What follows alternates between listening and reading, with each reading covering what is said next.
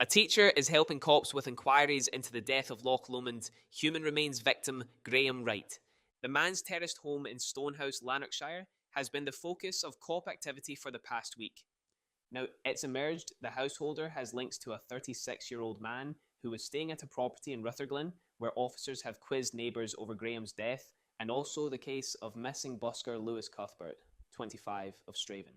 It's understood the teacher employed at a secondary school is being treated as a potential witness. The fresh details emerged as locals in Stonehouse told of their shock at seeing officers at the property, which was shuttered up on Friday.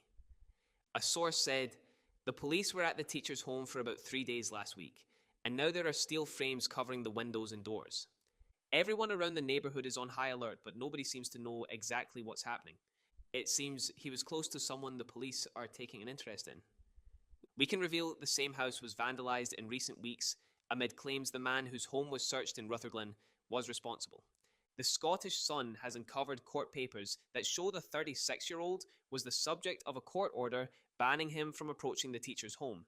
He had been granted bail at Hamilton Sheriff Court in April this year and warned to stay away from his partner or ex-partner.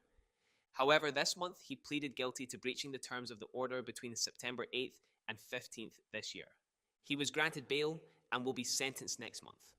Another local said last night, police were previously called out after the windows and doors of the house in question were smashed in. The man who lives there has been getting regular visits from a guy who apparently lives in Rutherglen. They had some kind of fallout, which resulted in the guy throwing bricks at the windows. You can also see what looks like paint thrown on the rough cast, and a light attached to the roof has been torn off.